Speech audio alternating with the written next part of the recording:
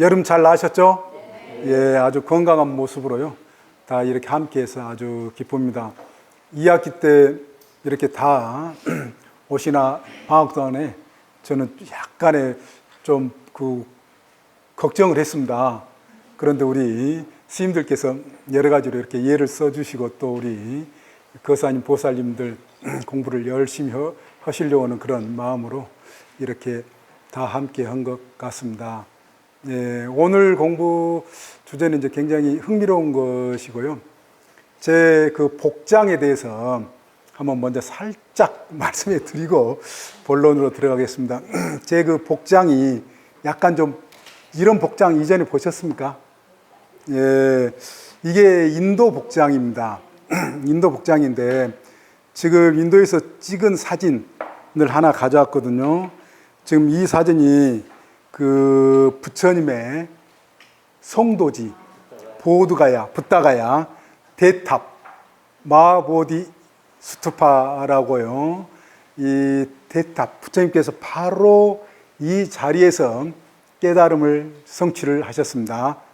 부처님이 대신 성도하신 장소입니다. 예, 그래 대탑 앞에는 아주 오래된 엄청나게 큰 보리수도 있고 그러는데요. 제가 저기 이 대탑에 꼭 이 자리에 서서 여러 번에 걸쳐서 사진을 찍은 적이 있습니다. 근데 한 번쯤은 제가 인도 옷을 입고 사진을 찍어봐야지 하는 생각을 했어요. 그런데 제가 이번에 이제 인도를 9월 초에 갔습니다. 얼마 안 되죠. 다녀온 지 얼마 안 됩니다. 그런데 그 가서 딱 내리자마자 시장통에서 인도 사람들이 대중복이거든요. 아주 대중복은 아닙니다. 인도 사람들이 이 결혼식이라든지 좀 격을 차리는데 이 옷을 입어요. 그런데 제가 인도 살면서 그렇게 많이 입어보지는 않았거든요.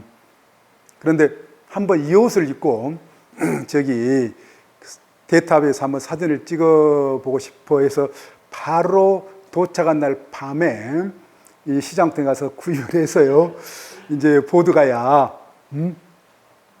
멀리 델리에서 가서 찍었습니다. 요즘에 보드가야는 성도지는 예전에 제가 한 6개월 동안 보드가야에 머물면서 공부를 해본 적이 있거든요. 여기에 뭐 우리나라 사람, 일본 사람, 유럽 사람, 뭐 오스트레일리아 사람, 세계 각지의 사람들, 불교인들이 모이고 또 세계 각지의 여행자들이 아주 최고의 인류 유적지이기 때문에요. 불교를 믿든 안 믿든 간에 여기를 순례를 하는 경우도 많고 또 불교도들은 여기에서 머물면서요. 순례를 하고 또 성지순례 이렇게 옵니다. 저는 그 지금으로부터 26년 전에, 그건 한 30년 정도 전에요. 여기에서 6개월 석사과정을 마치고 미얀마 스님이 저기 가보자고 해가지고 그 전에 물론 학교에서 불적답사로 불교학과에서 갔습니다. 델리대에서요. 그런데 석사과정을 마치고 이제 또 한번 이 보드가야에 머물러 보자 해가지고 미얀마 스님 따라갔어요. 지금 미얀마 불교대학의 총장 하시는 스님이신데 연세도 많이 드시고 그래 그 미얀마 스님이랑 3등 열차 완행 3등 열차를 타고 지금도 그 기억이 납니다. 스님 모시고 이제 가가지고 미얀마절에 머무르면서 그때 탁 갔는데요. 계단을 이제 딱 올라가는데 어떤 우리하고 비슷하게 생긴 사람이 한국 사람이냐고 물어보더라고요, 저한테. 그게 이제 인연이 돼가지고 사실은 결혼을 했습니다. 제가 결혼을 했어요. 그 이제 한 사람이 그 설계 사무소에 근무를 하면서 건축학을 하면서요. 절을 한국절 짓는 그 문제로 관련해가지고 왔었어요. 그래가지고 이제 저하고 이제 그때 만난 게 인연이 돼가지고 결국에 이제 같이 살게 된 인연으로 이제 됐는데 그래 얘 자녀들이요. 항상 물어봐요. 어떻게 만났냐고요. 그래서 언젠가 너희들 나이가 때가 되면은 어떻게 해서 우리 지금 가족이 유래가 됐는지 그걸 생생하게 한번 보여주겠다. 인도라는 걸 알거든요. 그래서 이번에 이제 그 얘들이 이제 30살이 넘고 이제 그렇기 때문에 때를 이제 맞춰서 뭐 휴가를 잘 맞춰가지고요 서로 다 뭐 일 나가는데 그래서 다녀왔습니다. 그 다녀와서 이렇게 찍었는데요. 찍었는데 그 이 사진은 그러니까 예전 같으면은 제가 보드가야를 이제 중간중간 인도 정부 초청 받아서 바로 이번 이전에는 2012년에 한번 다녀왔습니다. 그때까지만 해도 굉장히 자유로운 분위기였는데 지금은 여기서 이제 이슬람 교도들, 해교도들의 그 폭발, 그 테러 사건이라든 이런 게 있어가지고 인도 정부에서 군인들이 상주를 하면서요, 지키고 있는 바람에 또 카메라, 휴대폰 이걸 반입이 안 돼요. 그래서 어쩔 수 없이 이렇게 그 사진사에게 찍은 사진입니다. 이게 이제 그렇다는 거고요. 나중에 이제 한 번씩 더 보시려고 그러시면 힘들어하시죠. 그런데 왜 제가 이 옷을 입고 왔냐면은 빠자마, 제 빠자마 발음이 맞아요, 틀려요? 우리 거사님 한번 발음해 보십시오. 파자마라고 그러죠. 근데 원래 인도 발음으로는 빠자마, 빠로 나와요. 그래 저는 이제 인도 그 발음에 익숙해져서 파를 잘 발음을 못하고 항상 빠로 많이 하는 경우가 많은데 사실은 빠자마가 우리말이에요, 일본 말이에요, 아니면은 뭐 영어예요? 어떻게 해서 이제껏 생각이 오셨습니까? 우리 보살님 혹시 파자마 그러면 이 외래어인데 언제부터 우리에게 입었는지 혹시 짐작하셔요? 언제부터? 어릴 때 그 잠옷을 입을 때 그걸 파자마가 그렇죠. 그 어렸을 때 보살님도요. 그래 어른들 저도 파자마 많이 듣고 마치 잠옷처럼 편한 복장으로 그렇게 입었습니다. 그런데 그러면서 저는 속으로 그렇게 생각을 했어요. 일본 그 일제 강점기 때 이게 들어왔을 것이다. 이제 대략 짐작을 하고 일본말이거나 아니면 영어거나 이렇게 생각을 했거든요. 그런데 그게 아닙니다. 인도 말이에요. 인도 사람들이 입는 옷, 이게 바로 빠자마라는 겁니다. 이걸 지금 제가 보여드리기 위해서 입고 온 거예요.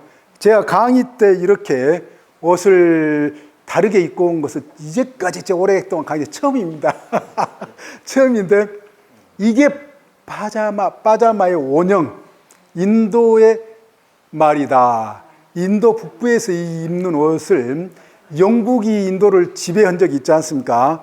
지배를 하면서 보니까는 이 영국 사람들도 보니까 이 인도 사람들이 입는 이 옷이 그렇게 편한 거예요. 편한 겁니다. 그래서 이 옷을 이제 영국 사람들이 영국으로 가지고 가서 전파를 한 거예요. 그러니까 파자마 파티도 있어요. 영국 사람들은 이걸 입고 이제 편하게 옷을 입고 파티도 하고 연애도 하고 이런 문화까지 생기게 됐는데, 그래 이제 그게 다시 이제 일제 강점기 때 일본을 통해서 우리나라에도 소개가 돼가지고 우리 어른들께서 빠자마 바람, 뭐 빠자마 바람이라고 그러잖아요. 그런 말을 쓰셨는데 사실은 인도 북부 사람들의 옷이다. 이게 꾸르따, 상의를 꾸르따, 이걸 빠자마라고 그럽니다. 그래 빠자마 오늘부터 우리 이제 청하불교대학 수강하신 분들은 빠자마의 기원, 빠자마가 어떻게 유래를 했는가, 그리고 원래 이 복장이 인도 복장이고 이 말도 인도 말이다 라고 하는 것을 이제 확실히 여자분은 쌀이라고 그렇죠, 사리. 예, 여자들도 사리인데요. 사리를 입으면 배꼽 한천을 이렇게 감는 거잖아요. 보셨죠? 그래서 뭐가 드러나는 경우 있어요? 배꼽이 드러나요. 아니, 물론 이것도 이제 감는 경우도 있고 그러는데, 그런데 여성들도 이 파자마를 입는 경우가 많아요. 남녀 거의 공통 복장으로 그렇게 이 생각을 하시면 되겠습니다. 파자마. 이제 확실히 가서 이제 파자마 이야기 나오면은 가족에서도요, 이런 것에 대한 그 기원에 관한 그걸 이제 이야기를 해 주시면은 좋겠습니다. 제5강 우빠가경과 구라단두경, 잡함경에 속하는 것이 읍바가경, 장암에 속하는 게 구라단두경이다라고 하는 것입니다. 굉장히 흥미로운 또 종교에 관한, 신앙에 관한 공부인데, 우리가 액땜 했다라는 말 많이 써요, 안 써요? 쓰지 않습니까? 요즘에도요. 액땜했다. 그리고 기독교에서 아주 많이 쓰는데 대속, 대신 속죄를 했다. 누가 인류의 죄를 대신 속죄했다라고 해요? 기독교에서 교회에 있는 사람들이? 예수가 인류에 관한 그 죄를 대신 인간의 그 원죄, 상속죄, 기독교 교리에 의하면은 원죄가 있고 상속죄가 있다는 겁니다. 아담과 이브가 신의 말을 안 따라서 지은 죄를 뭐라고요? 원죄. 그리고 그 후손들은 전부 다 죄가 상속된다 해서 상속죄. 그 죄를 또 누가 전부 대신 속죄를 했다? 예수가 희생양, 자기가 죽어서 제물로 바쳐져서 이 속죄가 됐다. 기독교 신앙뿐만이 아니라 그쪽 지방의 사람들이 그런 신앙이 굉장히 깊었습니다. 그래서 다시 그걸, 예수를 믿는 사람은 그 속죄한 예수 따라서 구원받을 수 있다. 이런 식의 교리가 뭐예요? 기독교 교리. 그게 카톨릭이 됐든 천주교가 됐든 개신교, 이걸 통째로 기독교라고 그러는데요. 이 기독교 교리 핵심입니다. 지금 기독교가 뭐 사랑이니 뭐니 이런 식으로 포장이 돼가지고 있지만, 기독교의 본래 교리의 가장 핵심은 방금 전에 말씀드린 거예요. 아주 가장 중심 종교 사상입니다. 그리고 그게 오랫동안 기독교 역사를 사로잡아 왔습니다. 그게 강조되어 왔습니다. 지금도 개신교보다는 천주교, 성당에서는 이 이야기를 많이 하고, 이게 신앙의 대부분을 차지해요. 개신교는 이제 그거 이야기했다가는 사람들한테 잘 안 들어가고, 신화적인 이야기처럼 이야기 느끼니까 그것보다는 뭘 많이 해요? 사랑이니 뭐 다른 교리로 이렇게 포장을 해가지고 기독교를 이야기하는 경우가 많다라고 하는 것입니다. 그런데 분명히 기독교는 아까 말씀드린 대로 그 대속 개념이 가장 중심 신앙에 있다. 그런데 액땜 뭐고 대속 신앙하고 같은 말이다. 그리고 그것은 불교 입장에서 보면 뭐라고요? 주술 신앙이다 라고 하는 것입니다. 주술 신앙.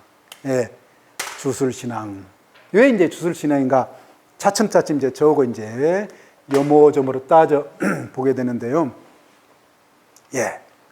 그래, 이러한 사상이 우리 교재 102페이지를 보시면은 부처님 시대에도 인도에도 있었다 없었다? 예? 인도에도 있었다는 것입니다.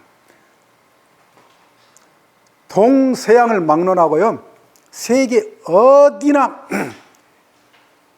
사람들의 생각을 사로잡는 신앙이 무엇이냐? 주술신앙이에요. 주술신앙. 요즘에 달리 주술신앙의 완전판이 어떤 신앙이냐? 무속신앙. 무당의 종교가 주술판의 주술 종교의 완전한 판입니다. 제가 최근에 그 붓다 빅퀘스천, 어떤 분들은 그거 보고 예고편만 6분 좀 넘게 나온 거 보고 연락 주시는 분도 있더라고요. 그리고 그 1시간 정도 강의는 아마 이제 그때 참석했던 분들을 위해서 좀 늦게 유튜브에 올려지는 것 같아요. 네. 그런데 거기서 제가 그 무속 신앙과 불교의 어떤 관계인가를 여러분들이 이제 모인 데서 강의를 한 적이 있습니다. 그런데 주술신앙과 가장 밀접한 관련을 가지고 있는 게 액땜, 이 대속이라고 하는 그런 종교관념, 신앙과 이 맞물려 있다라고 하는 것이고, 그게 바로 지금으로부터 2600년 전에 불교가 일어날 때도 그러한 주술신앙, 대속신앙, 액땜 신앙이 아주 팽배하게 사람들의 마음을 사로잡고 있었다라고 하는 것입니다.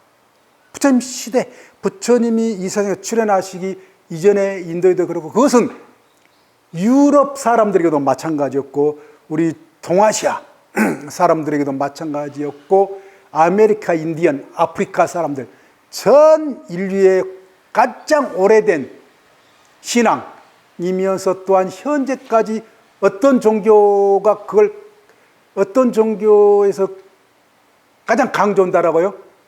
기독교. 기독교의 또한 핵심 사상이기도 하고, 우리의 어떤 무당의 종교, 무교라고도 그렇습니다. 무속이라도 그렇고요. 저는 대학에서 강의할 때는 무교라고 표현을 해줍니다.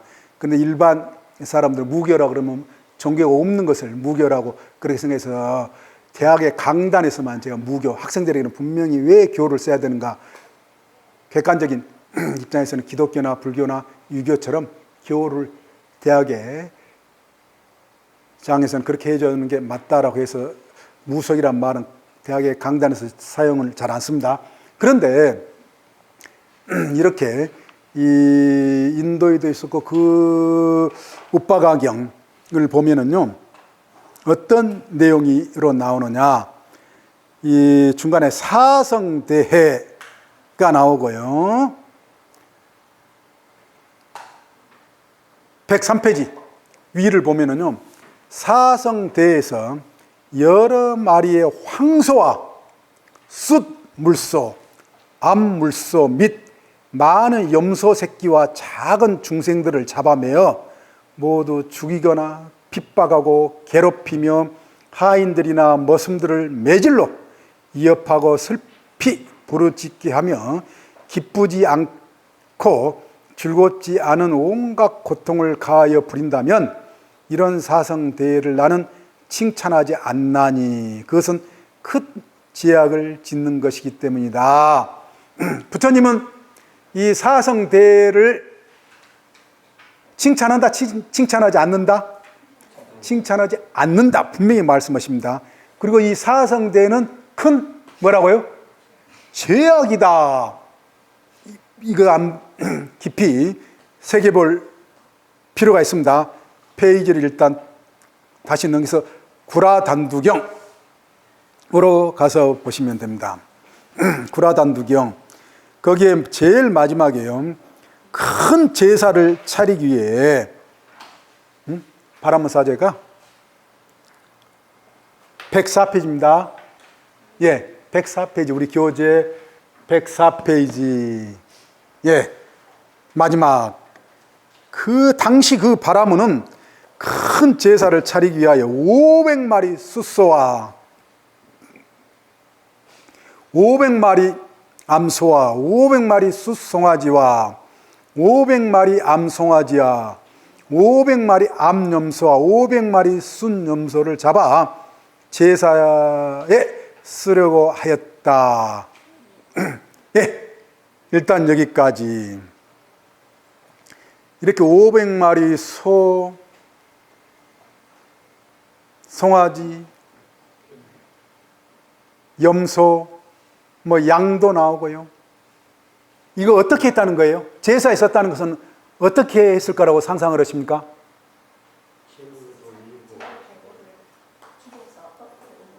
죽여서? 산채로 죽여서? 그렇죠. 피를 내서. 예, 맞습니다. 산채로 죽여서, 그래서 울부짖는다, 매질을 한다, 이런 표현이 나오잖아요. 죽여서 제사를 지낸다. 또한 여기서 죽여서 어떻게 하느냐, 태운다, 불로 태운다 라고 하는 거예요. 마지막은 불로 태운다. 왜 불로 태웠겠어요? 옛날에는 신이 이 사람의 인간 세계에 화를 내리고 복을 준다라고 하는 신이 어디에 살고 있다고? 그렇죠. 예전 사람들은 우리의 인류 조상들, 선조들의 지혜가 뛰어나지 않을 때는 하늘 구름 위 볼 수 없잖아요. 그렇죠. 구름에서 천둥번개가 내리치면 얼마나 두려워요. 그런 자연 현상이 전부 신의 뜻, 신과 관련한 현상으로 지금 같은 과학적인 자연 현상으로 보지 않았다는 겁니다. 신의 작용으로 봤다는 겁니다. 예전에는요, 우리 조상들에게 있어도 불과 100년, 200년 전만 해더라도 궁중에서, 하물며 궁중 안에서까지 그런 모든 것들이 다 자연 현상 그 자체로 보지 않고 자연을 신으로 보고 또 그런 자연의 현상을 신의 움직임, 신의 활동으로 보았다라고 하는 것입니다. 이것은 우리나라뿐만이 아니라 동서양 다 마찬가지였고 지금도 그렇게 생각하시는 분들이 있다 없다? 지금도 있다라고 하는 것입니다. 그런데 불교가 일어나기 2600년 전에 그렇게 생각하신 분들이 있었는데요. 이게 도대체 무슨 이야기인가 라고 하는 것입니다. 얼마만큼 이게 아직까지도 우리를 떠나지 못하고 있는 우리 인류에게서 우리 인류가 그러한 생각으로부터 벗어나지 못하고 아직도 사로잡혀 있는가? 제가 실례를 하나 말씀해 드리도록 하겠습니다. 2015년에서 2016년 두 해에 걸쳐서 신문에 나온 기사입니다. 그대로 제가요. 돼지 78마리, 돼지, 소 20마리, 모두 13톤, 돈으로 쳐도 몇 억 돈이더라고요. 이것을 잡아서 돼지는 거의 몸통으로 그렇게 되어 있는 경우 많아요. 소는 조각조각을 내서 어디다 제사를 지낼게요? 혹시 기억나시는? 신문 유심히 보시면요. 한강에, 남한강, 북한강에 제사를 지냈습니다. 돼지 78마리, 소 20마리. 뭐예요? 희생 제물로 올렸다. 또 다른 사례, 그 뒤에 2017년에 소머리가 한강에서 발견이 되고 암돼지 한 마리가 통째로 발견됐습니다. 암돼지. 우리가 돼지 고사 지내는 거 생각해 보시면 됩니다. 돼지 고사 지낼 때는 통째로 나요? 아니면 돼지 머리만 나요? 머리만 놓죠. 그런데 통째로 한강에서 발견됐어요. 그래서 한강은 수질 문제와 관련해서 엄격히 관리하고 있잖아요.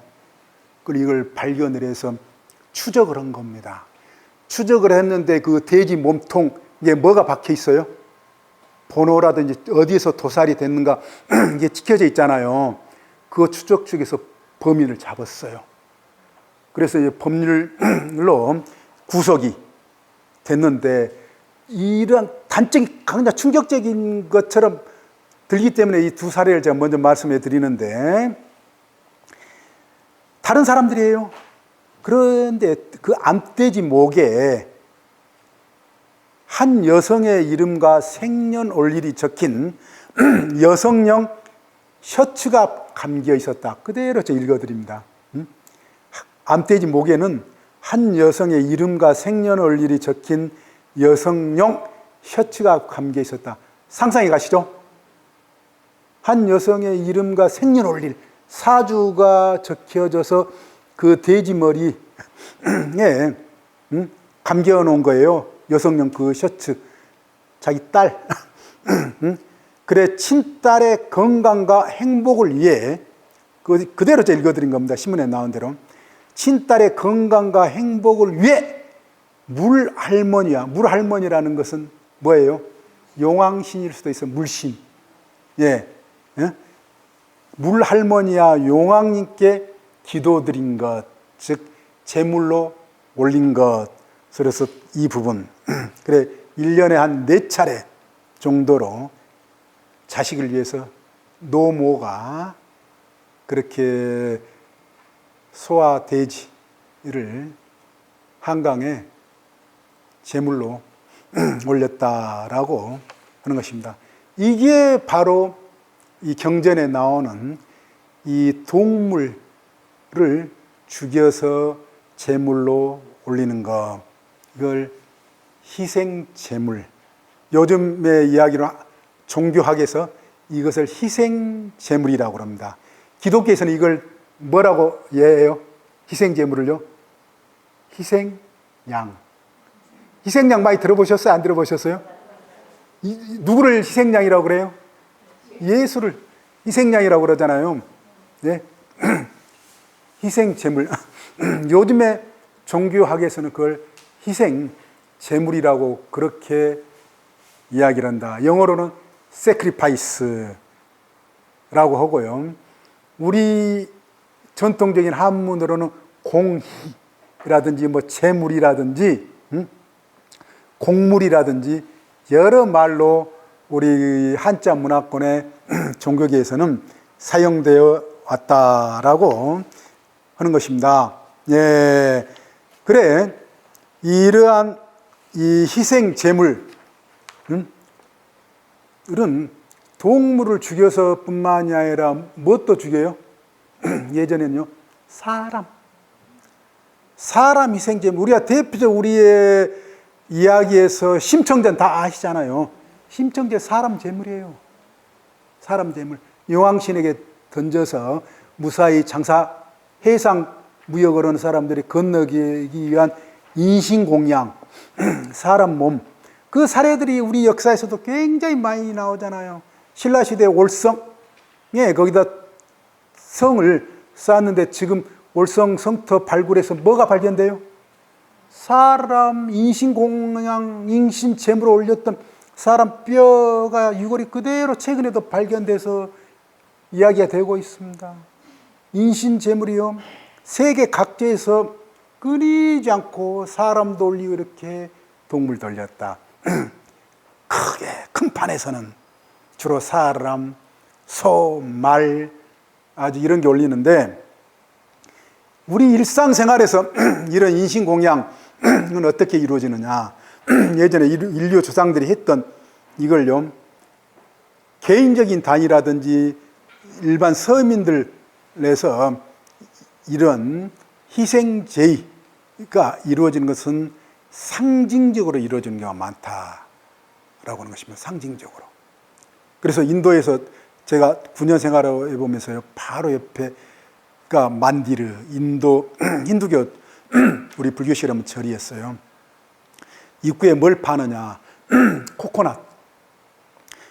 코코넛, 그 푸른 물 나오는 코코넛이 아니라 코코넛을 이제 푸른 껍질을 벗겨내면 안이 어떤 모양처럼 보이는지 아세요? 사람 해골, 두개골, 두 눈에 코가 있는 듯이 딱 그렇게 느껴져요. 그리고 그래서 이 사람들이 최고의 그 제물로 인도에서도 사람 제물이에요. 지금도 힌두교도 사람 제물이 실제로 지금도 이루어지는 것이 있습니다. 그런데 일반인들에게 있어서는 상징적으로 이루어지는데 어떻게 이루어지느냐. 그 코코넛을 사가지고요, 바닥에 딱 내리치면 코코넛이 깨져요. 그럼 안에 코코넛 안에 뭐가 있어요? 물, 시원한 물. 외국 여행 가면 그거 마시잖아요. 그게 우리 사람 같은 골수. 안에 하얀 게 그 두뇌, 그렇게 그 상징으로 됩니다. 그걸 올려요. 그 하나 올리는 것으로 뭘 올린 것으로 간주한다? 사람 한 명 간주, 신에게 제물로 올린 것으로 간주를 한다라고 하는 것입니다. 그렇듯 우리에게서도 여기에 계신 보살님들은 어떠실지 모르겠는데 저희 장모님 같은 경우 아주 절에 열심히 30년 이상 아니라 한 60년 어렸을 때부터 태어나셨을 때부터 대대로 불교 집안이었고 절에 열심히 다니면서 절 짓는 거란 모든 거 아주 열심히 일하신 우리 장모님, 또 설법도 얼마나 많이 듣고 큰 스님들도 잘 모시는 저희 장모님 또요, 아직도 그런 신앙에 굉장히 깊어가지고 제가 어떻게 장모님 때는 더 힘들어요. 나중에 집안 가학 한 번씩 제가 총서다 보면 집안 구석구석에 뭐가 발견된다? 팥. 팥이 무슨 색깔이에요? 붉은색. 우리에게 있어서 동지라든 그 팥죽을 먹고 팥이 부적에다도 팥을 넣고 그 이유가 뭐예요? 여러 제가 긴 이야기는 않겠지만은 그게 바로 희생제의 대체물로 피, 사람의 피가 됐든 동물의 피가 됐든 우리 인류 조상들의 세크리파이스 죄송합니다. 희생 제물에 대한 상징적으로 팥을 올린다라고 하는 것입니다. 우리 일상에도 있어요. 인도에도 이렇게 있듯이요. 우리 일상에도 있다. 부적에 있어서 붉은색으로 하는 것도 나름 다 이유가 있고, 이렇게 잡기와 이 애군을 쫓고 막는다라고 하는 것으로서 팥이 뭘 의미한다? 희생 제의, 제사 지내는 한 형식이다 라고 하는 것입니다. 인도에 또 가서 제 앞집에요, 항상 인도 종교 명절 때 볼 수밖에 없어요. 호마, 불교에서도 호마라는 말 밀교했습니다. 제단을 형성을 해요. 그래 거기에 가족들이 다 둘러앉고 이 사제를 불러다가 종교 의식을 치릅니다. 그래서 불을, 향을 사다가 전단향이라든 고급 목재를 사다가 향을 피우고 거기다가 검은 참깨를 던지고 기, 치즈가 아니라 버터, 최고급 버터, 불교에서는 그걸 제오라고, 불교는 제오로 번역이 돼서 우리 타락죽이라든지 왕궁에서만 조선시대 먹는 사실 거기에서 온 겁니다. 이게 그걸 이제 신의 공양물로 올리는데, 원래 그 의식이 뭐냐? 사람이라든지 동물을 죽여서 제사 지내는 걸 지금은 뭐 어떻게 한다? 검은 참깨라든지 다른 아주 값비싼 좋은 음식을 대신 제사를 지내. 왜 이제 이렇게 제사 지내는가라고 하는 불교 영향, 불교에서 그렇게 선도롭게 부처님께서 그랬다는 건 우리 경전에 이 105페이지 부처님께서 바라물게 말씀하셨다. 제사 지낼 때 소나 염소 모든 중생을 죽이지 말고 않고 소, 우유나 치즈라든지 버터라든지 깨 나와요? 안 나와요? 기름이라든지 꿀이라든지 예전에 굉장히 값비싸게 느껴졌지 않습니까? 이런 걸로 차라리 그렇게 생명을 죽여서 사람이나 소를 죽여서 제사를 지내야 직성이 풀린다, 꼭 해야 된다라고 하면 차라리 들깨나 뭐예요? 좋은 어떤 음식으로 꽃이라도 이런 거 올리는 것을 대신해라. 부처님께서 이 바라문 사적이 이렇게 이제 하나의 처방전을 일러주신 장면이 나와요. 이게 사실은 이 때문에 이제 인도가 한켠으로는 바뀌었다. 그래 제 앞에 집에서 보면 항상 그렇게 제사를 지내요. 그러니까는 그 실제로 유혈 제사, 그걸 천주교에서 뭐라고 해요? 실제로 예수가 피를 흘려서 또 유대인들이 소라든지 염소라든지 양이라든지 희생양으로 죽여서 피를 봐서 죽이는 제사를 기독교에서 어떤 제사라고 한다? 유혈 제사. 기독교에서 또 유혈 제사가 아니라 똑같이 유혈의 모양새를 내는, 상징적으로 내는 게 뭐냐면은 기독교에서 빵과 포도주. 무슨 의식이에요, 기독교에? 성당 한 번도 안 나가보셨어요? 교회 미사 의식. 맨 불교만 하셨네요. 그럼 미사 의식이라고 그러잖아요. 미사가 의식 때 중요한 게 뭐예요? 빵과 포도주. 빵이 뭘 상징해요? 예수의 몸 살덩어리. 포도주, 붉은 포도주가 뭐예요? 피. 그래서 무혈 제사라고 그럽니다. 무혈 희생제라는 거예요. 가장 기독교, 천주교, 기독교 모든 종교의 사실은 핵심입니다. 유혈제사는 기독교 유대인들의 오랜 전통에서 소라든지 짐승들을 죽여서 피를 보는, 직접적으로 피를 보는 제사를 뭐라고 한다고요? 유혈제사. 무혈제사는 상징적으로 빵과 포도주로 대신하는 것. 이게 제가 하는 말이 아니라 검색해 보십시오.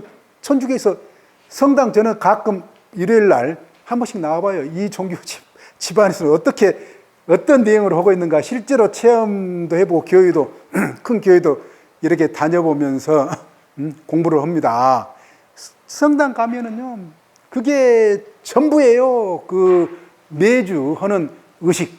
이게 성당에 여자분들이 왜 이렇게 덮으시고 있죠? 그것은 나중에 우리 불교도 쓰는 게 있는데 하여간 그건 나중에 쓰니. 그래서 제사, 지금 우리가 그냥 팥으로 제사 지내도 기독교에서는 대신에 미사의식으로 가장 중요한 핵심적인 기독교 의식이잖아요. 그렇게 내려온다라고 하는 것입니다. 또 인도나 네팔에 가면은 지금도 그러니까 유혈제사로서 염소의 목을 그대로 쳐요. 여러 번 유튜브 보십시오. 수없이 나와요. 부처님 시대 때도 그렇고 지금도 마찬가지입니다. 인도 그 아들에게서는 인도뿐만이 아니에요. 우리나라도 마찬가지 전부 그거였습니다.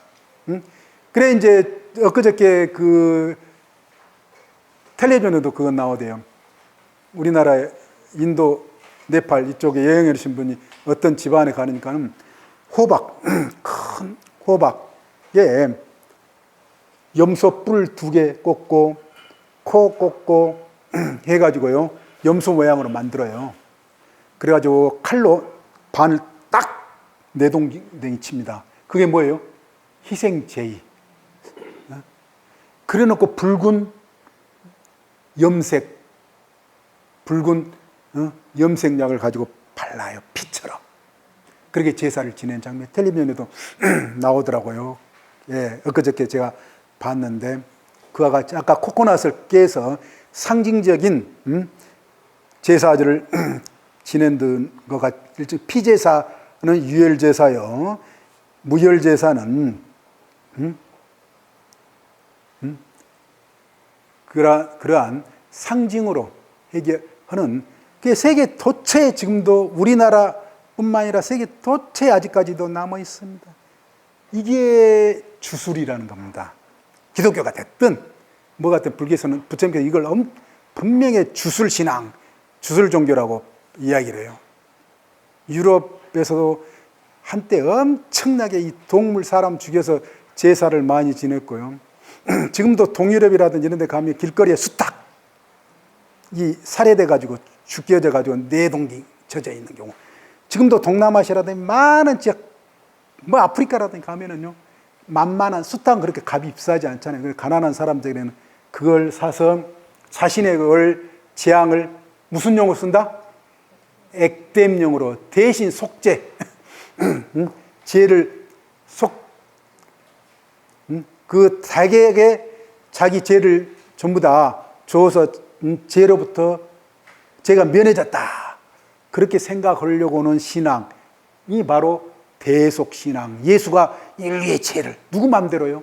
다 자신이 속죄했다. 그렇게 주장을 하잖아요. 기독교에서. 그래서 예수 믿으면은 죄 구원받는다고 그런 식의 누구 마음대로요? 그런 식으로 그 신앙이 지금도 과거의 우리 인류의 조상은 물론 현재도 그게 아주 대단히 동서양을 막론하고 현재에도 우리에게도 그게 이루어지고 있다, 이루어지고 있지 않다? 이루어지고 있다라고 하는 것입니다. 놀라운 것은요. 대단히 놀라운 일입니다, 이게요. 그런데 부처님께서 이러한 신앙, 기독교를 포함해서 이렇게 액땜 신앙, 자기의 죄를 다른 사람이나 다른 동물에 뒤집어 씌워서 또 그 대신 죽였어. 그 동물 제물로 인해서 신이 화복을 주관한다고 하는 그 신을 기쁘게 해서 자기 죄가 사해지고 면해지고 대신 면해지고 속죄가 되고, 그래서 대속이라는 겁니다. 속죄가 되고 또 복이 떨어질 거라고 하는, 복이 올 거라고 생각하는 이런 어떤 신앙을 부처님께서는 어떻게 말씀하셨느냐, 부처님께서는 이것을 받아들이셨느냐 아니면은 받아들이시지 않으셨냐라고 하는 것입니다. 우리가 경전, 두 개의 경전만 지금 단적으로 봤는데요, 수없는 경전, 초기 경전, 암 경전에 많이 나와요. 그런데 우리 학자들이 이걸 잘 주목을 못해요. 여기는 불교만 알고 있기 때문에. 저 같은 이제 인도에서 공부를 하면서 인도의 바라문교라든지 힌두교라든지 아주 주도 면밀하게 오랫동안 공부를 했기 때문에 이 한마디가 뭘 의미한다라고는 제대로 알기 때문에 제가 이제 이 시간을 들여서 공부를 하고 있습니다. 우리 보은 스님 학교에서 불교대학 박사를 받으셨습니다. 동국대에서. 그런 이야기 한 번도 제대로 공부해 본 적 있어요, 없어요? 없으셨다 해야 이제 말이 되는 거예요. 저를 봐서라서 그렇게 말씀하시는 맞는데 실제로 그래요. 그런 상황입니다. 네. 그래, 부처님께서는 우리 인류의 가장 오랜 아주 끈질긴 고질적인 불교가 일어나기 전부터 현재 이르기까지 동서고금을 막론하가지고 이 뿌리 깊은 이러한 신앙에 대해서 어떻게 말씀하셨는가? 이미 답은 경전에서 뭐라고 나왔어요? 제약이다. 비판은 우선 나오셨다는 것은 여기까지. 지금 시간이 우리 기자님 됐죠? 예. 10분 쉬었다 후반부 공부를 다시 하도록 하겠습니다. 예.